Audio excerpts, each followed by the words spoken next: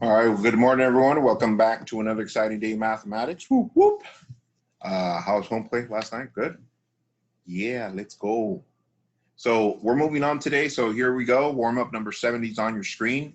Number 1 reads, rewrite each expression. Part A is 5 to the negative 2 exponent. B is 1/3 fraction to the negative third exponent. Part C is 5 times square root of 5. Number 2, if x to the third times x to the fifth is equal to x to the 3 plus 5, which is x to the eighth, then rewrite 2 to the x minus 6 exponent.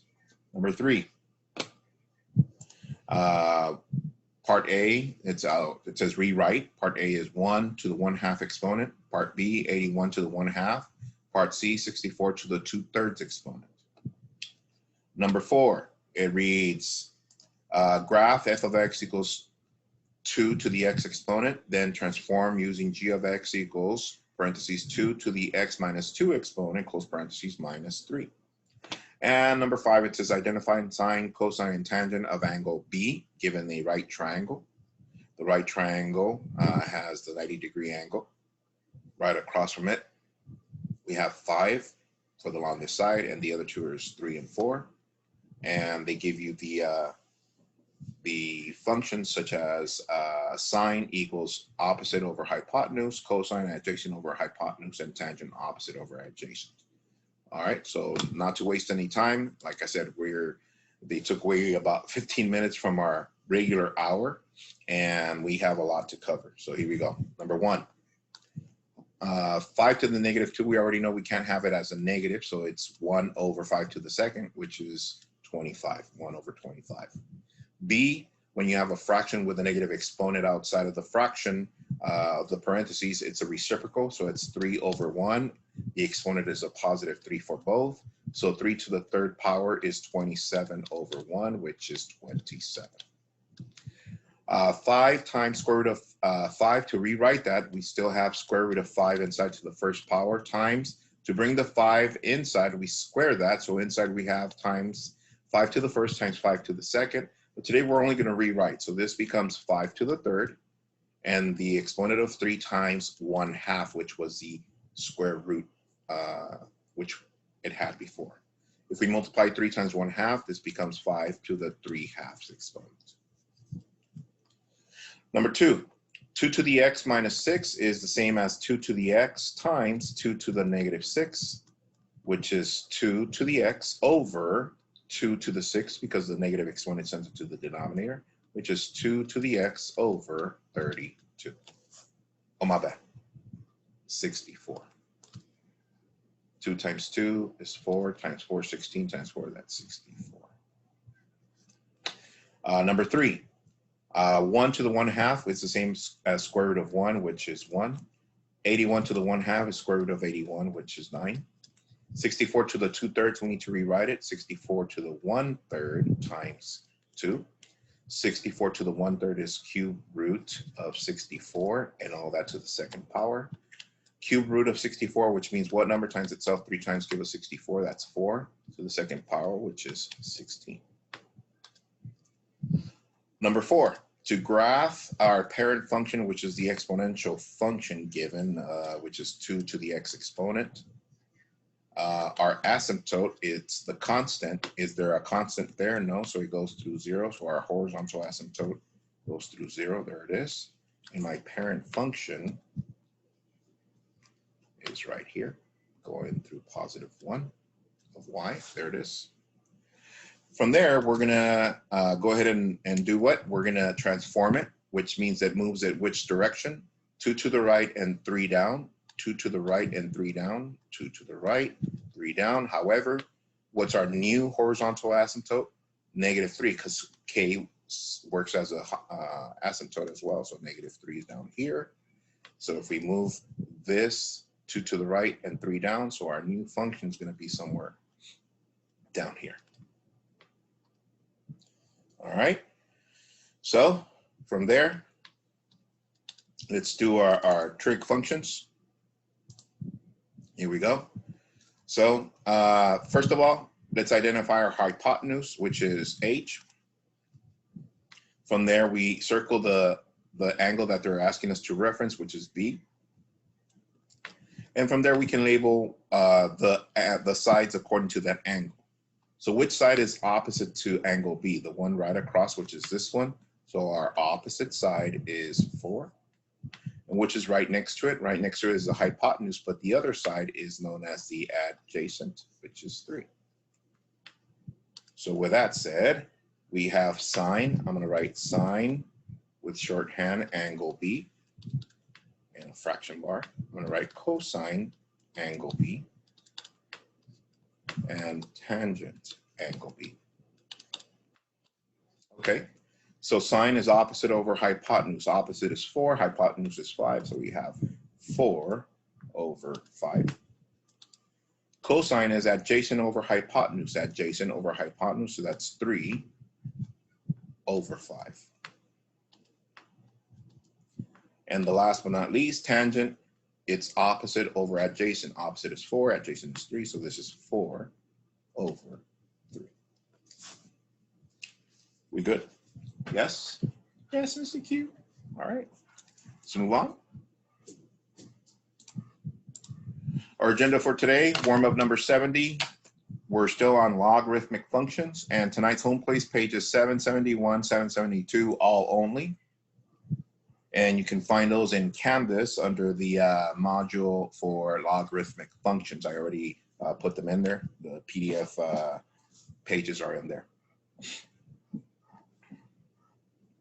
Once again, warm-up number 70, logarithmic functions, and home play pages 771, 772, all only. Asynchronous code, AD6X2. AD6X2. Once again, AD6X2.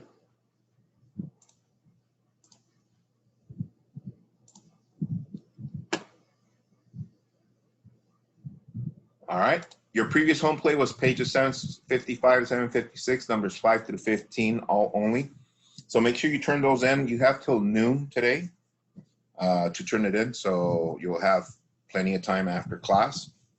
So just for the sake of time, don't go there right now to save time. I want you to get a Cornell note ready. You don't need a Frere model today. You need at least 4 coordinate planes from -10 to 10, at least 4. So get a head start on that. Once again, our home plate pages is 771, 772, all only, and they are in Canvas, okay? So I'll give you a minute to set up your Cornell notes. Once again, we don't need a Frere model today, just so that for the sake of finishing up our transformations today, but get at least 4 coordinate planes from -10 to 10 ready, please. Okay, I don't want to be spending a lot of time throughout the session. I'll give you a minute, go. All right. So here we go. Our objective for today, I can graph and transform logarithmic functions. I can graph and transform log functions. So we started yesterday with log functions, and we did a lot of defining and evaluating, which was basically rewriting from exponential to log, log to exponential, from there solving, and then from there evaluating given a particular number. You did that also for home play, so hopefully that was plenty of practice. However, today we're moving on. Today we're doing what? Graphing, and we're doing what? Transforming, that's right. So you're gonna see how everything that we've been doing still throughout the year is gonna apply also to these kind of functions, but now looking at through the lens of the function that we graph. So to get started, let's do a recap of where we've been. So we know what logs are. I give you guys the definitions, examples, non-examples, and some hashtags. And one thing that really pops up is that the inverse of an exponential function is a log function. Let me repeat that again. The inverse of the exponential is a log function, okay? So from there, I gave you guys these. And from there, we said, well, here's the logarithmic function. We can write it as an exponential. And we did some practice with that. We did example 1 with different practice on writing this log into exponential. Then we did example 2 with different examples of writing an exponential into a log. From there, we did example 3 where we solved for the exponent of x. And then from there, we did evaluating, which was this one, which was the last example that we did last time. All right, which brings us to graphing. So on your first coordinate plane next to it, I want you to write these two functions. Write the first one, which is f inverse of x equals log base 2 for number x, and write the table right underneath for the domain x and the range, which is f inverse of x.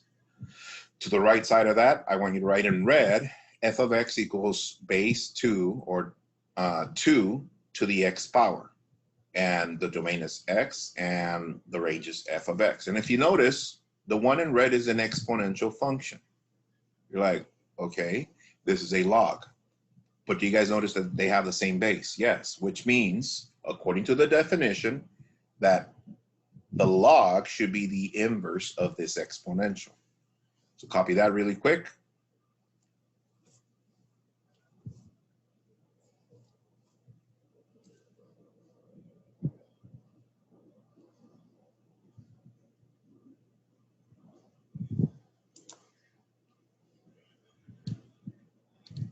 All right. So for the sake of time, once again, I'm going to go ahead and get started by looking at the exponential function first. This one, the one in red. So to recap what we did 2 weeks ago and the previous week, just on exponential functions, the first thing we do when we graph an exponential function, we look at the horizontal asymptote. Does it have a constant after the exponent here? No, which means our horizontal asymptote is going to go through 0. There it is. Okay. All right. So to graph this, I'm going to use just 4 values. Let's do 0.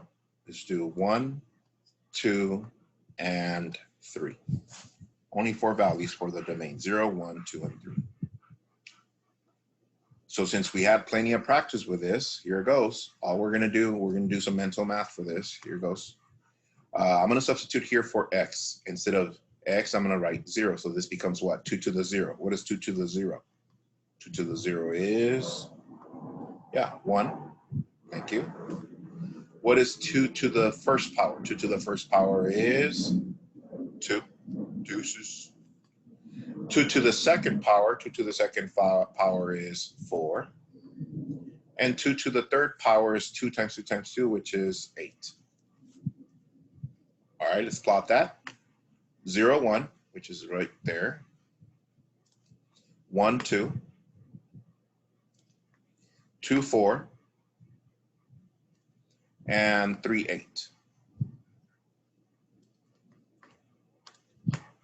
And is it an exponential function? Yes, Mr. Q, it's going rapidly upward. Yes, there it is. Okay. Okay, there it is. Now, let me take you back really quick to first semester. I remember when we were going through, actually, it was in the first quarter when we were going through functions, and I was showing you different parameters, and we arrived to something that we called inverse functions. You guys remember those? Yes, Mr. Q. Some of you don't, but we covered inverse functions where I gave you a linear, and then I asked you to solve for its inverse, and then same thing with quadratics and cubics. However, when we graphed them, I said, we're going to graph them so that you guys can see that the inverse is actually looking at the function through the lens of this line. Draw this line on your coordinate plane, which is y equals x. And put it dotted. There it is. So it goes through the point of origin, and it goes, the slope is 1 up, 1 to the right, 1 up, 1 to the right, 1 up, 1 to the right, and so on and so forth. And this is our mirror. This is our mirror. And what is our mirror? This is y equals x.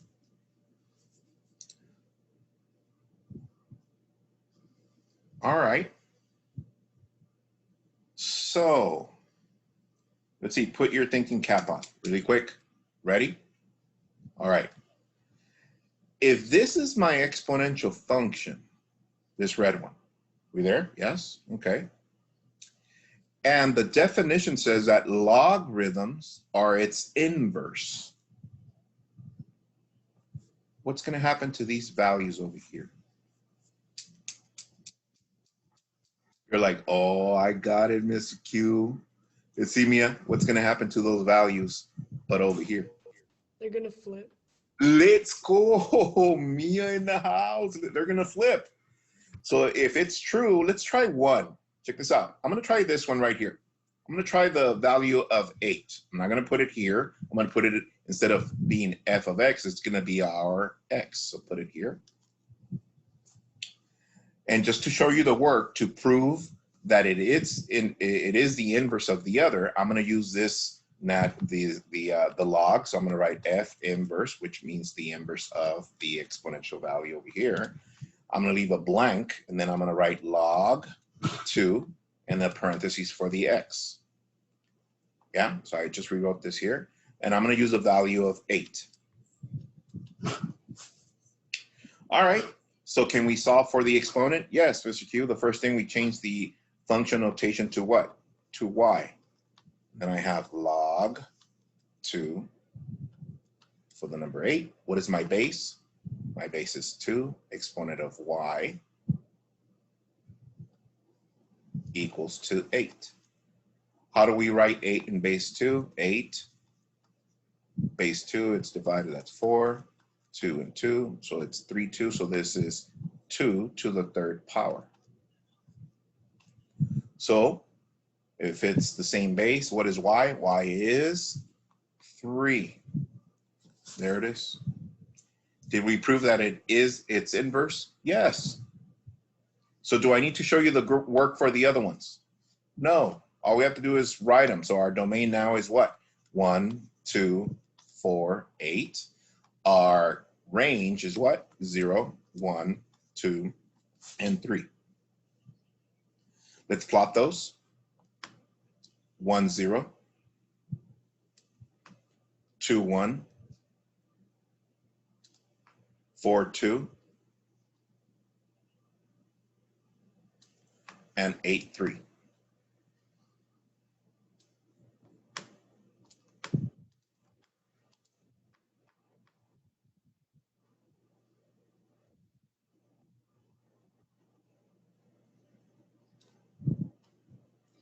Question, are they inverses?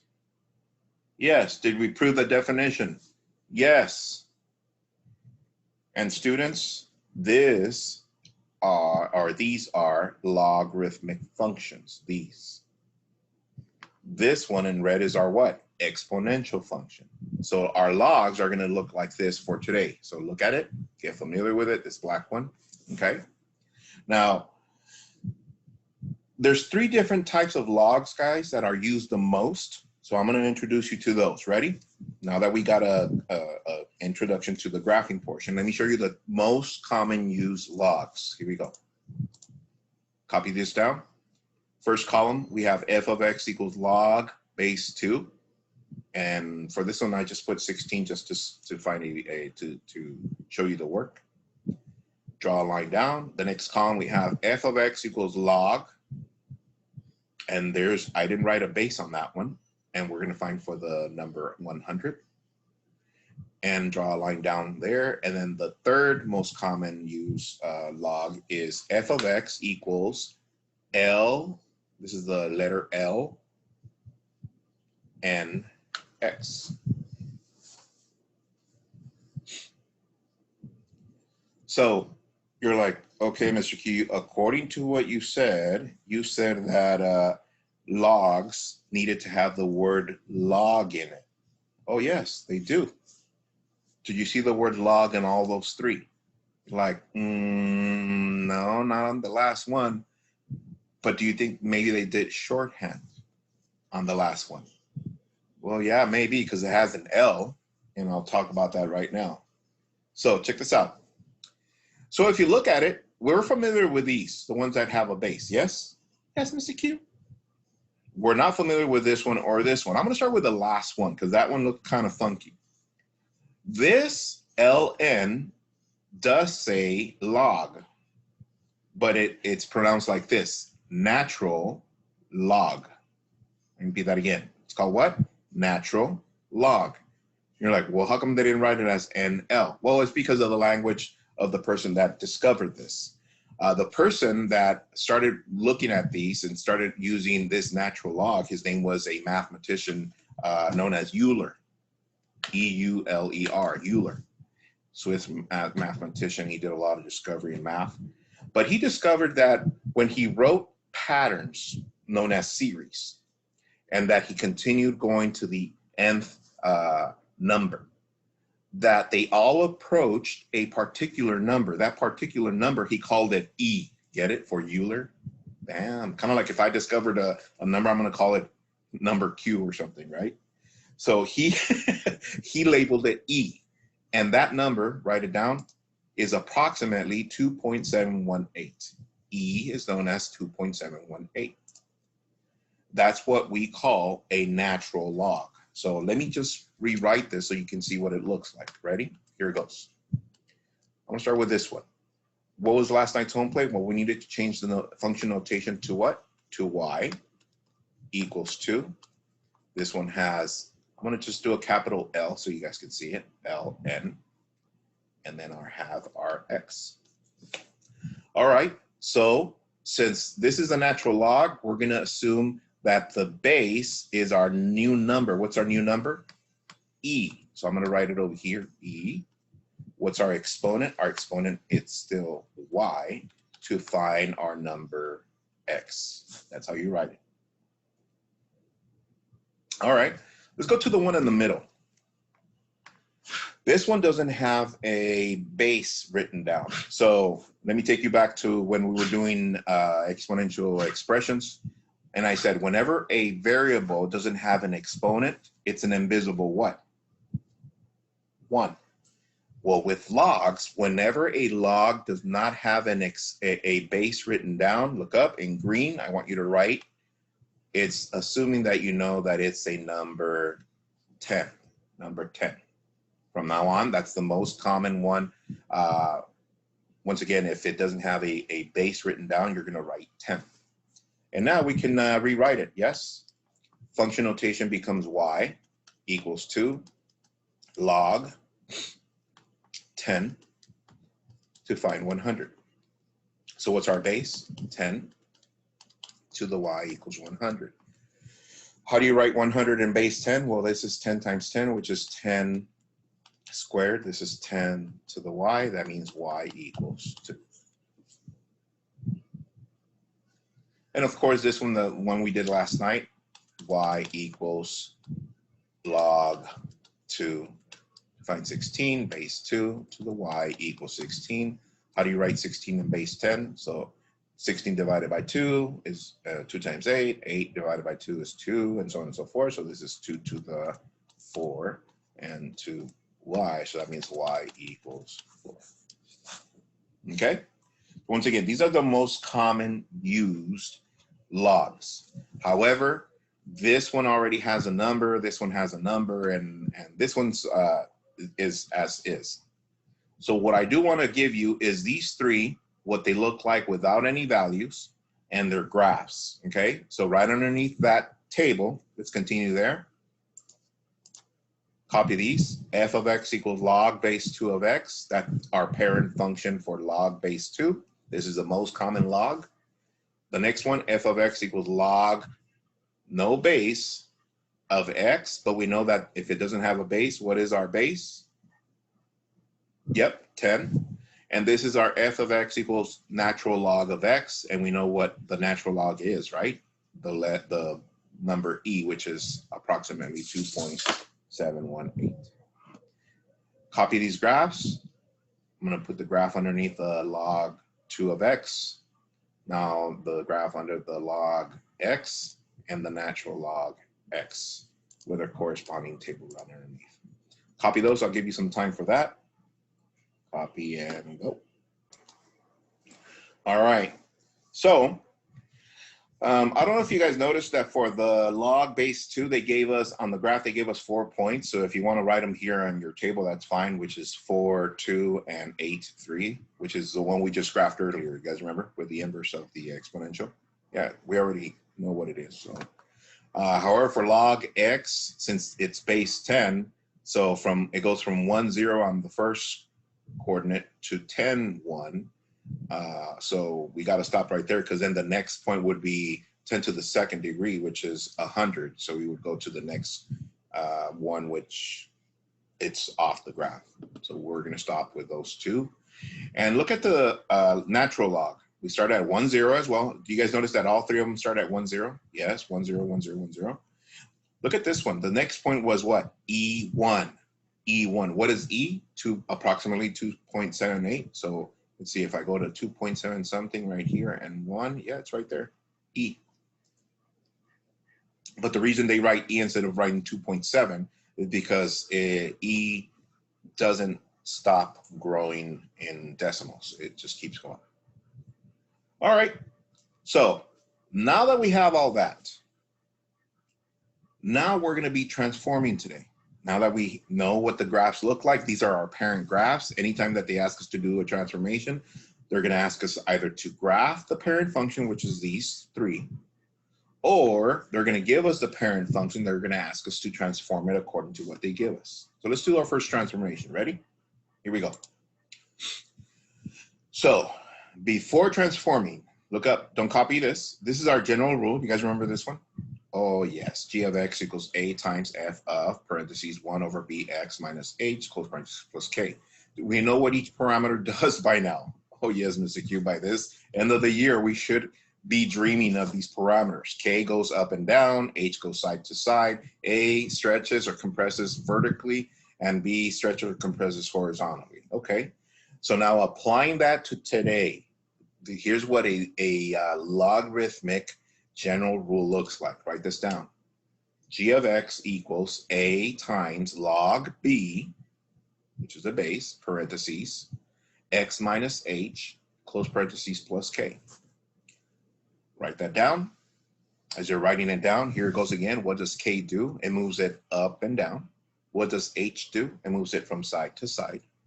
What does a do? It stretches or compresses vertically. And what does b do? Stretches or compresses horizontally. Now, you just wrote this down, but let me ask you to put your thinking cap on. Put it on. Here it goes. Let's think back to exponential functions. For exponential functions, think about this. Didn't we say that k served a second purpose for exponential functions? Yeah. K was what? Our horizontal asymptote. You guys remember that? Okay. So thinking cap on. If that's true for exponential and logarithms are the inverse of exponential, what asymptote do we have now in a log? What do you think, Addie?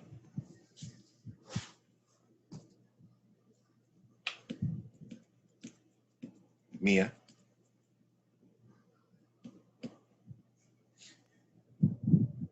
Is H our new asymptote? Let's go. Oh my goodness. You remind me of me in preschool. Let's go. Yes. Now for logs, this is going to be our new asymptote, which is our what? Vertical asymptote. So not only is h going to move our function either to the right or to the left, it's also going to be our what? Our vertical asymptote. No longer we're going to use the horizontal because that's only for exponential. But look at the form. Once again, don't forget that this needs to have a negative right here, okay, in order for us to identify what h is going to do in our vertical asymptote, okay? All right, so here we go. Let's start with our first transformation. All right, so here's your coordinate plane from -10 to 10. And our first transformation we're going to do using example 5. And it reads graph g of x equals log base 2, then parentheses x minus 5 plus 3. However, they give us first our parent function here in a table. Look up. The domain is 1 and 2. And the parent function is f of x equals log base 2 of x. And there we have the range 0 and 1. So let's, I'm going to add one more value to this one. One more value. Here we go. I'm going to add 3.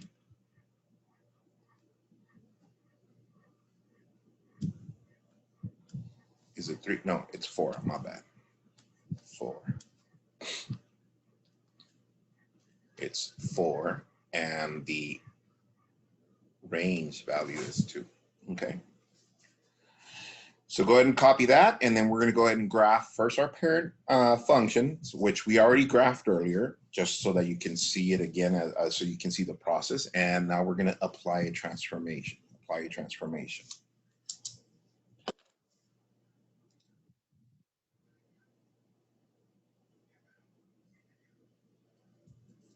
All right. So by looking at it, look at in here inside of our table, we have f of x equals log base 2 of x. This is our parent function. Does it have anything next to the x? No, which means our vertical asymptote is going through what? Through 0. So for our parent function, I'm going to sketch my vertical asymptote going through 0. And now I can graph my values. 1, 0, which is here.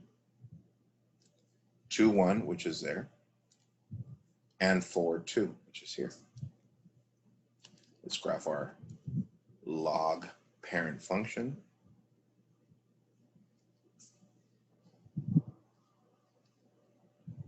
Okay. So that's our parent function. So now we want to do this transformation. Does it have the same base? Yes, this is the parent function of this one. So before we do, if we were in class, I'll ask you, tell your neighbor what our vertical asymptote is now. What is our vertical asymptote? What do you think, Esmeralda? 5. Thank you. 5. So plot your point on 5. Let's sketch our new vertical asymptote. All right. And the transformation, I'm going to move all the points using green. And according to here, they're telling us to go what? 5 to the right and 3 up. So I'm going to start with this point right here. 5 to the right. 1, 2, 3, 4, 5. 3 up. 1, 2, 3. This one. 1, 2, 3, 4, 5. 1, 2, 3. This one. 1, 2, 3, 4, 5. 1, 2, 3. And we graph our new transformed function. Woo, let's go. Pretty cool, right?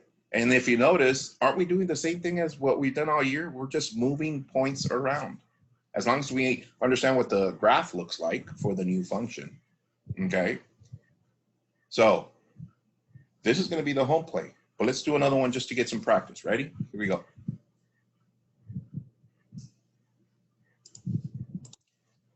Copy, don't copy this one. Look up. We know what to do with the parent function. Look, it's same base. So asymptote going through 0, and it's going to be right here. However, what's our new asymptote for the transformation? Look at it. What's our new asymptote? Yeah, -4, because this has to be a negative, right? -4, which is back here. And we're going to move it 4 to the left and 1 down, so it's going to end up somewhere over here. Okay? All right. I want to get to this one. Copy this one. Example 1 supercube. It says graph g of x equals 3 times log base 2, parentheses, x minus 4, close parentheses, plus 5. And the same table for the parent function. I just wrote it there. So like that, you guys can write it also again on your second coordinate plane that you that you were ready with. And I'm going to add one more point to the parent function. One more point, which is 4, 2.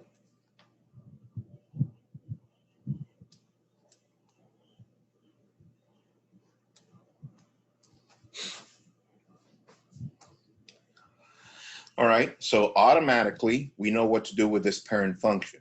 We know that it doesn't have a constant next to the EX, so that means our vertical asymptote is going through 0.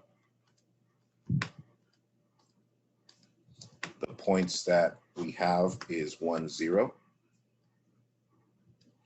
2, 1, 4, 2. Let me graph that.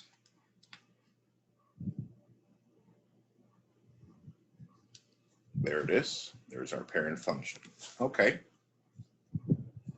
Now, according to H and K, where are we going to move that our last transformation in green? We're going to move it what? 4 to the what? Yeah, 4 to the right. And 5 up. However, before we do that, don't we need a new asymptote? Yes, what's our new asymptote? Our new asymptote is 4. So let me put that here, plot it, sketch it.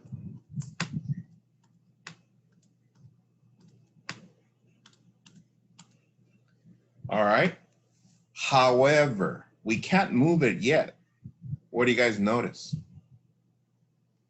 It has that multiplier of 3. What is 3 going to do to the original function? It's going to stretch it. If it was a fraction, it was going to compress it vertically. So in order to see what it looks like before we move it, I want you to add one more column here. And we're going to add, we're going to do the multiplier of 3 to see what it looks like times the original function, which is f of x. So let's see. 3 times 0. What is 3 times 0? 0. What is 3 times 1? 3 times 1 is 3. What is 3 times 2? 3 times 2 is 6. All right, so let's graph that to see what it's going to do first to that original parent function before we move it to the other side of that new asymptote. So my coordinates are 1, 0, still the same, so it's right here. 2, 3, 2, 3, 2, 3. And 4, 6, 4, 6. And I know you're thinking, Mr. Q, aren't we going over the asymptote? Yeah, because we haven't moved it yet. You just want to see what it does with the stretching. So let's do that in red. There it is. Now that we know what it did stretching it, now we can move that stretched function the last 2 steps, which are what? 4 to the right and 5 up. Let's do that in green. So we're going to take all those red points, 4 to the right, 5 up. We go 1, 2, 3, 4, 1, 2, 3, 4, 5. This one, 1, 2, 3, 4, 1, 2, 3, 4, 5. And this one, 1, 2, 3, 4, 1, 2, 3, 4, 5. And my new function is over here. Let's go. Let's go. Some of you are like, Mr. Q, this tweezy. I know, right? All right, let's see how we do. From 1 to 5, there's a poll on your screen. How do you feel so far with transforming functions, graphing functions, and transforming functions?